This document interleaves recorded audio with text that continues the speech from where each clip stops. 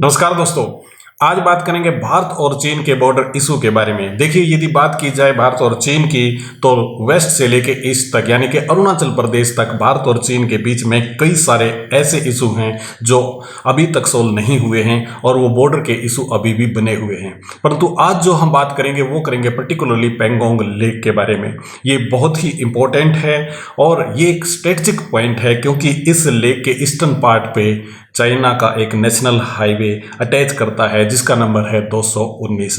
आज इसके बारे में बात करेंगे कि पेंगोंग लेक पे क्या इशू है, क्या भारत ने वहां पे अपनी कुछ जमीन कुछ हिस्सा खो दिया है, क्या चाइना ने उसके ऊपर कब्जा कर लिया है, और यदि चाइना ने उसके ऊपर कब्जा कर लिया है तो हम कौन सा स्टेप लेने वाले हैं, यानी कि हम अपने हिस्से को, अपनी जमीन को किस प्रकार से छुड़वा सकते हैं। आज उसके बारे में कंप्लीट बात करेंगे और इसको पूरा जानने के लिए आप बने रहिए हमारे साथ।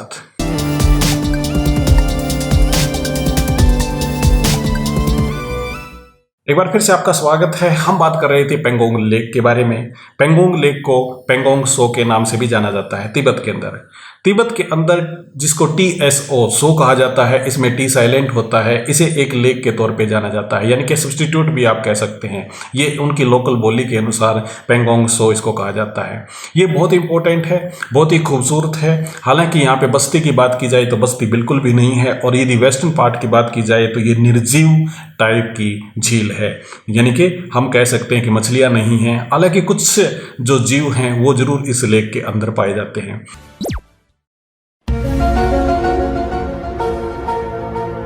बॉर्डर इशू को समझने के लिए पेंगोंग लेक को समझना जरूरी है। इसकी लंबाई 134 किलोमीटर है। इसकी अप्रोक्सीमेटली 150 से 5 किलोमीटर तक इसकी चौड़ाई है, और यदि बात करें इसका टोटल एरिया तो 604 स्क्वायर किलोमीटर इसका एरिया है।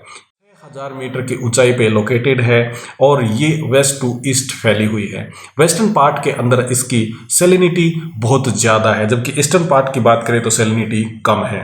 और वेस्टर्न पार्ट के अंदर मछलियां नहीं पाई जाती हैं, और हो सकता है झील के अंदर बहुत कम, यानी कि मिनिमम कह सकते हैं कि उसके अंदर जो पानी के अंदर रहने वाले हैं वो जीव हों। और सर्दियों के अंदर ये कंप्लीटली जम जाती है। इसके ऊपर जैसे जीप, कार इत्यादि सर्दियों में दौड़ाई जा सकती है। हम कह सकते हैं कि सर्दियों के अंदर ये पूरे तरीके से फ्रीज हो जाती है। इस लेक का 60% हिस्सा चीन के अंदर आता है, या फिर हम कहीं तिब्बत के अंदर आता है, और 40% हिस्सा भारत के अंदर आता है। यानी वेस्टर्न पार्ट भारत के अंदर है जिसके अंदर सैलिनिटी बहुत ज़्यादा है। और कई सारे विद्वान तो ऐसा भी दावा करते हैं कि चाइना के अंदर जो पार्ट है, यानी कि तिब्बत के अंदर जो पार्ट है वो 55% है, और भारत के अंदर जो पार्ट है 45% है। मैं बात कर रहा था नेशनल हाईवे की। चाइना की यहाँ पे पहुँच से थोड़ी सी हमारे से ज़्यादा आसान है, क्योंकि 219 नेशनल हाईवे अटैच करता है इस लेक के ईस्टर्न बाउंड्री पर, और लगभग 12 से 18 किलोमीटर इसकी बाउंड्री से साथ साथ जाता है 219 नेशनल हाईवे जो चाइना का है।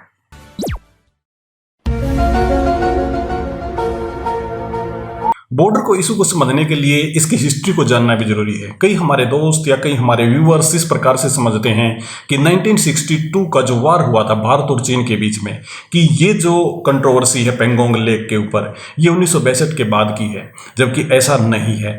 जब से चाइना ने तिब्बत के ऊपर कब्जा किया था तब से लेके ये तिब्बत और भारत का इंटरनल इशू था। अब चीन और भारत का जो इशू हो गया ये तब से लेके है।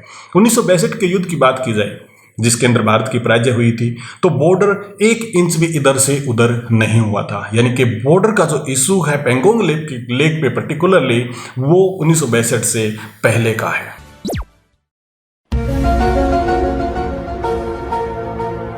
दोस्तों, अब हम करंट इशू को समझ लेते हैं। देखिए, जो पेंगोंग लेक है वेस्ट टू ईस्ट जो फैली हुई है, यानी कि चाइनीज फोर्स ने थोड़ा सा मूव फॉरवर्ड कर लिया है वेस्टर्न पार्ट की तरफ। और यदि हम इस इशू को सही मायने में समझना चाहते हैं तो हमें इस लेक को समझना होगा। इस लेक पे ना कुछ फिंगर्स डिफाइन की गई हैं। जिस प्रकार से ह्यूमन की फिंगर होती हैं, ये आगे कुछ बढ़ी हुई होती हैं, इसी प्रकार से इस लेक के अंदर जो रॉक हैं, कुछ हिस्सा ऐसा होगा जो नदियों ने, नालों ने, या फिर जो भी बरसाती नाले होते हैं उन्होंने काट दिया होगा, और कुछ रॉकी पार्ट थोड़ा सा आगे बढ़ा हुआ है।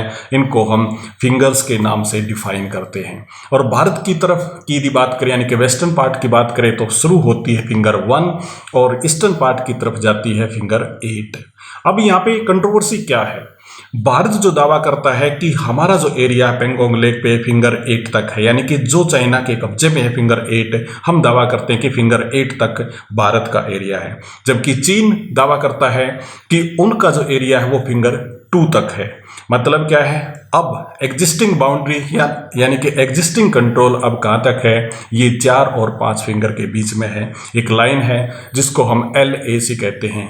LAC की फुल फॉर्म है लाइन ऑफ एक्चुअल कंट्रोल।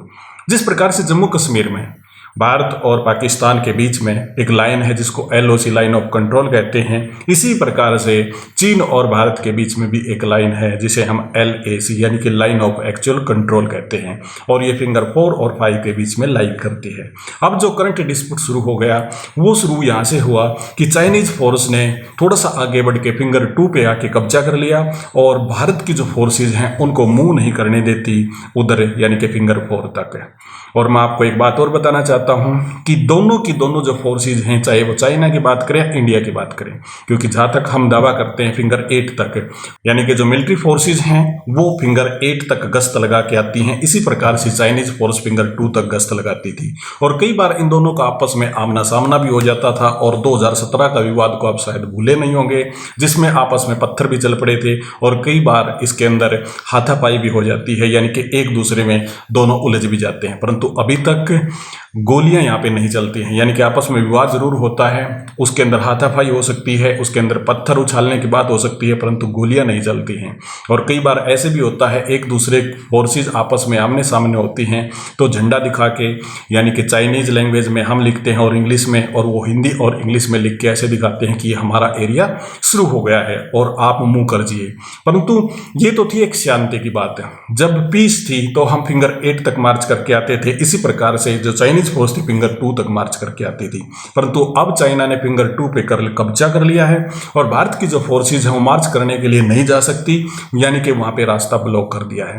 मैं आपको ये भी बताना चाहता हूं कि लेक का जो किनारा है वो बहुत ही नैरो है, उसके ऊपर ऐसा नहीं कि बहुत चौड़ा एरिया है जिसके अंदर से हम मूव फॉरवर्ड कर सकते हैं। वहां पे एक व्हीकल ही जा सकता है और चाइना जिसमें लाइट व्हीकल प्रयोग करता है, जबकि भारत की जो फोर्सेज हैं वो तकरीबन पैदल मार्च करती हैं और पैदल अपनी गश्त लगा के वापस आती हैं। तो करंट इशू ये है कि चाइना ने फिंगर 2 तक कब्जा कर रखा है, यानी कि हमने, यदि हम बात करें कि भारत ने कितना एरिया अपना गवा दिया, तो हम बात करें फिंगर 4 से लेके फिंगर 2 का जो एरिया है वो भारत ने फिलहाल खो रखा है और चाइना ने उसके ऊपर कब्जा कर रखा है और ये हमें खाली करवाना है।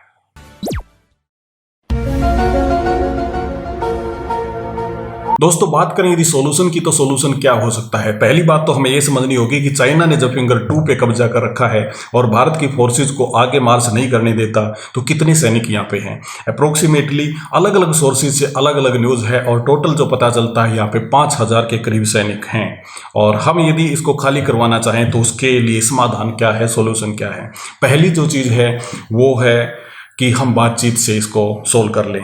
कई बार ऐसा हुआ है कि चाइनीज फोर्सेज ने इस प्रकार से कब्जा कर लिया है, जब हम बातचीत से इस बात को आगे बढ़ाते हैं तो ये मामला सोल्व हो जाता है। आपने डोकलाम का इशू जो था उसके ऊपर देखा होगा कि दोनों फोर्सेज पर पीछे हट गई थी, और इस बार भी ऐसा हो सकता है। ये दोनों देशों की मिलिट्री टॉक्स चल रही है और इसके साथ में मिलिट्री टॉक्स के साथ में दोनों देश के जो राजनयिक हैं वो भी आपस में टॉक्स कर रहे हैं। तो उम्मीद ये है कि बहुत ही जल्द ये इस मसले का सोल्यूशन हो जाएगा और चाइनीज अपनी फोर्स को पीछे हटा देगी। और जो अभी इशू बना हुआ है, यानी कि हम मार्च करते थे फिंगर 8 तक, चाइनीज फोर्सेज मार्च करती थी फिंगर 2 तक, शायद सिचुएशन दोबारा से वही बहाल हो जाए। परंतु यदि ऐसा नहीं होता तो भारत के पास दूसरे ऑप्शन क्या हैं। दूसरे ऑप्शन और भी कई सारे हैं, मैं उनको भी डिस्कस यहाँ पे करना चाहता हूँ। दूसरा ऑप्शन ये है कि हम इंटरनेशनल प्रेशर बनाएं चाइना के ऊपर, परंतु यहाँ पे इंटरनेशनल प्रेशर की एक समस्या है। चाइना यही तो दिखाना चाहता है कि हम कई मोर्चों पर एक साथ लड़ाई लड़ सकते हैं, एक साथ मोर्चे हम खोल सकते हैं। यानी अभी कोविड-19 के खिलाफ जिस प्रकार से वर्ल्ड के अंदर एक लामबंदी हुई थी चाइना के खिलाफ में, चाइना ने उसको भी झेलते हुए और भारत के हिस्से पर आगे मूव फॉरवर्ड कर दिया। तो ये दिखाना चाहता है चाइना कि हम एक साथ कई मोर्चों पे काम कर सकते हैं। परंतु इंटरनेशनल प्रेशर काम करता है ऐसी बात नहीं है, और बहुत सारा इंटरनेशनल प्रेशर यदि चाइना के ऊपर पड़ेगा तो चाइना को पीछे हटना पड़ेगा।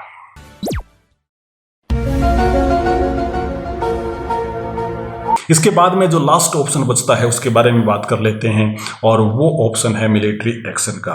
तो दोस्तों इसमें आपको बताना होगा कमेंट सेक्शन में कि आपको क्या लगता है कि भारत क्या यहाँ पे मिलिट्री एक्शन ले सकता है, और मिलिट्री एक्शन ले सकता है तो कैसे ले सकता है। यदि आप मेरी राय जानना चाहते हैं तो मैं आपको बताना चाहूँगा कि यदि चाइना किसी भी प्रकार से यहाँ पे मानता नहीं है, यानी कि पीछे हटने के लिए तैयार नहीं है, तो भारत के पास एक बेहतरीन ऑप्शन मिलिट्री एक्शन का जरूर है।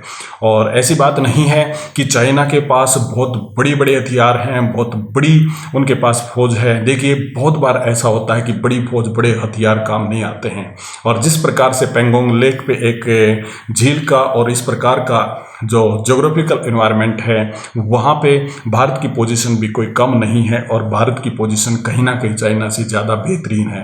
तो हम वहाँ पे मिलिट्री एक्शन में कामयाब जरूर हो सकते हैं। और मैं आपको ये बात बताना चाहता हूँ कि किसी भी देश की फौज हो वो कैपेबल होती है अपनी सीमा की सुरक्षा करने के लिए, और यदि हम अपना मिलिट्री एक्शन अपनी भूमि को छुड़ाने के लिए ही नहीं करेंगे तो फिर हमारा एक्शन किस काम का है।